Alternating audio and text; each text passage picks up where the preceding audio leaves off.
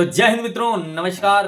अभी हम लोग बैठे हुए हैं, ऐसे चर्चा कर रहे थे, तो सोचे कि क्यों ना इसको वीडियो फॉर्म में हम बनाएं। और आज हमारे साथ जो चर्चा करने के लिए हैं रोशन जी। इनको कौन नहीं जानता है, एक बहुत ही कुशल विद्यार्थी रहे, उसके बाद समाज सेवी रहे और आज एक कुशल शिक्षक हैं और साथ में पेरेंट्स भी हैं। और आज भी समाज का बड़ी ही बेहतर ढंग से सेवा करते हैं। जो भी इनको जानने वाले लोग हैं, हमें नहीं लग रहा है कि इनको करीब से नहीं पहचानते होंगे। तो इनसे हम खास बात करेंगे, इनसे चर्चा करेंगे इनके लाइफ के बारे में और बहुत सारा प्रश्न इनके साथ हम लोग साझा करेंगे और जिसका उत्तर हम लोग इनसे जानने का कोशिश करेंगे। तो सबसे पहले रोशन जी, आपका स्वागत है, कैसे हैं? जी, धन्यवाद, बढ़िया है। और आज हम लोग का वीडियो बनाना आपको कैसा लग रहा है? पहला प्रश्न। अच्छा लग रहा है, आप तो हमेशा करते रहते हैं ऐसा। आपका अनेकों वीडियो यूट्यूब पर, फेसबुक पर। बिल्कुल, लेकिन आज आपका भी होगा हुँ, ना। हुँ। तो सबसे पहले हम जानना चाह रहे हैं रोशन जी, आप थोड़ा-सा अपने लाइफ के बारे में ब्रीफ करें, 2-4 लाइन की। आप का जो लाइफ है, वह स्टडी कहाँ से और कैसे शुरुआत हुआ और कहाँ तक अपना स्टडी पढ़ाई की? मेरी प्रारंभिक शिक्षा यहीं थोड़ा तेज़ बोलिए। प्राथमिक विद्यालय, उस समय प्राथमिक ही विद्यालय था कुइसा भटवां, जो इस समय पंचायत भवन कुइसाकोट के प्रांगण में है और अभी उत्क्रमित होकर मध्य में उत्क्रमित हो गया है। 1 से 5 तक वहीं मेरी प्राथमिक शिक्षा। जहाँ तक हम जानते हैं आपके बारे में, आप एक बहुत ही अच्छे जिसके भी रहे मित्र रहे, जिसके भी रहे आप पुत्र रहे। साथ ही आप समाज सेवक रहे, लोगों का हमेशा हेल्प करते रहे। विकट परिस्थिति में भी अपने आप को एक बहुत ही मजबूत स ढंग से हर समस्या का आपने समाधान ढूँढने का कोशिश किया। तो यह सारी चीज़ें आप कैसे मैनेज कर पाते हैं? आदमी को परिस्थिति के हिसाब से सब कुछ करना पड़ता है। वैसी परिस्थितियाँ बनी शुरू से ही। परिवार में वैसा मिला थोड़ा-सा तेज़ बोलिएगा। और जैसे-जैसे समय बढ़ता गया और महसूस आदमी किया कि सेल्फ ही कुछ करना पड़ेगा।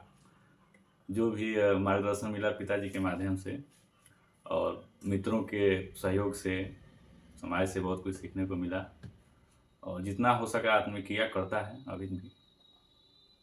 बिल्कुल, जितना हो सकता है आप करते हैं। रोशन जी, आपका नौकरी कब हुआ? फरवरी 2022। अच्छा, एक जानते हैं क्या हुआ है? ये रिकॉर्डिंग कितना टाइमिंग है का?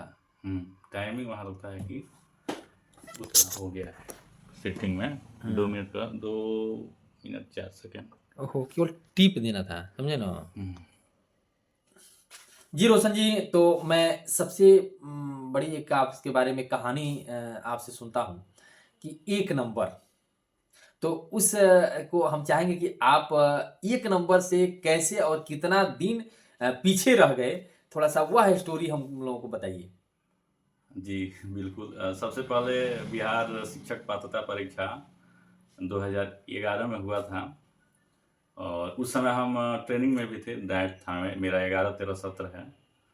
तो और पहले सबसे पहले 2011 में ही बिहार शिक्षक पात्रता परीक्षा का आवेदन हुआ था।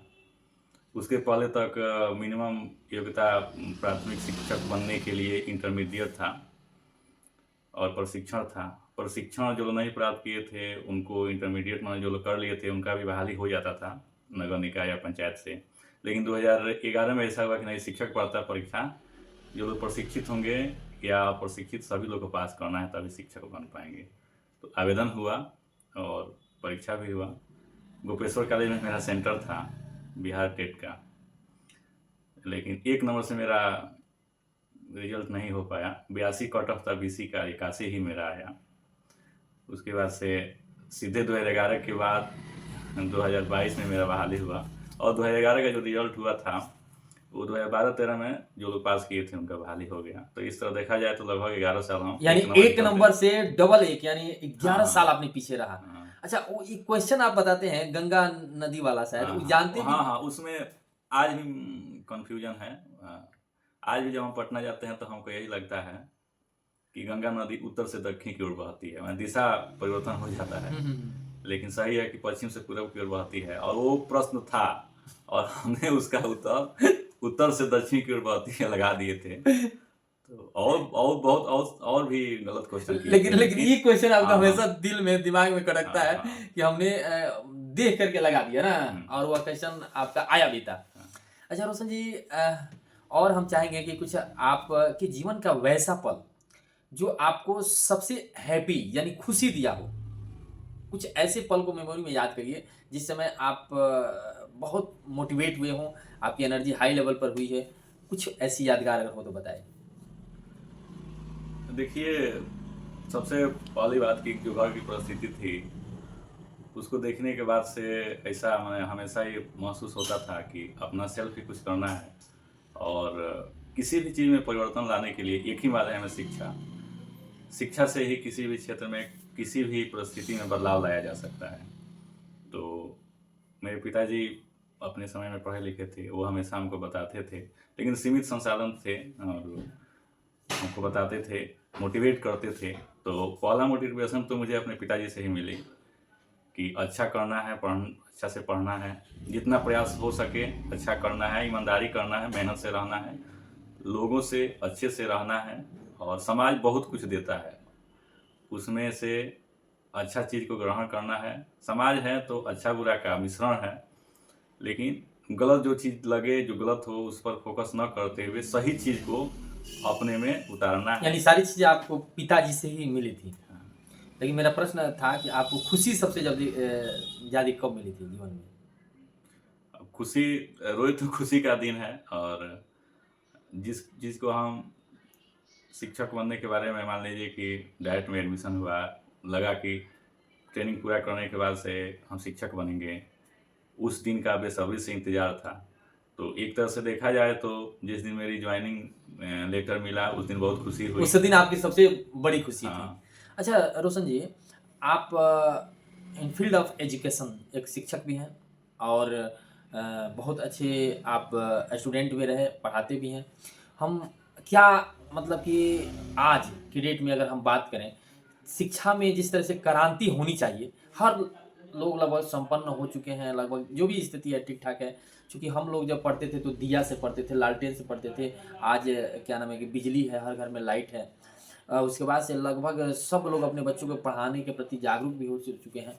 क्या सही मायने में शिक्षा बच्चों को मिल पा रहा है? देखिए, बहुत सारी तकनीकियाँ बढ़ी हैं। बहुत सारा चीज़ गूगल पर, इंटरनेट पर बहुत सारा चीज़ है। बहुत से शिक्षाविदों का इस समय मानना है कि इस समय शिक्षक क्या पढ़ा सकता है। बहुत सारा चीज़ इंटरनेट पर भरा पड़ा हुआ है। लेकिन जो प्राथमिक शिक्षा है, उसमें अभिभावक मतलब माता-पिता का बहुत बड़ा रोल है, और जब तक वो लोग अपने बच्चों के प्रति सजग नहीं रहेंगे, बच्चे बच्चे हैं, उन लोगों को जितना हम लोग अभी सोच पा रहे हैं अच्छा-बुरा के बारे में, बच्चे तो उतना नहीं सोच पा रहे हैं, उन लोगों का दिमाग इतना विकसित नहीं हो पाया है अभी। तो अभिभावक लोगों को थोड़ा-सा ज़्यादा सजग रहने की आवश्यकता है। ठीक है, सभी अभिभावक लोग चाहते हैं कि हमारा बच्चा पढ़े, लेकिन सिर्फ़ चाहने से नहीं होगा, अपने बच्चों को समय देना होगा। जो हम इस समय सोच रहे हैं, उतना अभी बच्चे विकसित नहीं हो पाए हैं। और एक और चीज़ है कि प्राइमरी एजुकेशन में, प्राथमिक शिक्षा में, सरकारी शिक्षा के प्रति, चूँकि हम सरकारी शिक्षक हैं, तो सरकारी विद्यालय के प्रति जो अभिभावकों का जो एक दूसरे तरह का जो मानसिकता बन गया है, उससे थोड़ा-सा दूर होने की आवश्यकता है। सरकारी विद्यालय में भी अच्छे शिक्षक हैं, और सरकारी विद्यालय में भी अच्छी पढ़ाई होती है। थोड़ा-सा ध्यान देने की आवश्यकता है। सभी अभिभावक लोग अपने शिक्षक से कम साप्ताहिक या 15 दिन पर भी अपने बच्चों के बारे में फीडबैक लेते रहें कि हमारा बच्चा का क्या हाल है, और इसको और बेहतर किस तरह किया जा सकता है।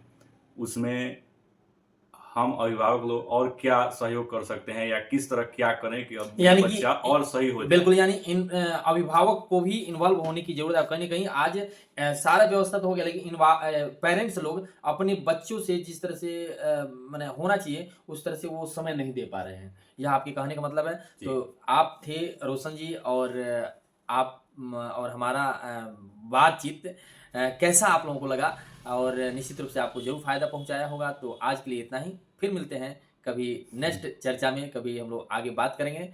तो जय हिंद, जय भारत, जी, थैंक यू। धन्यवाद।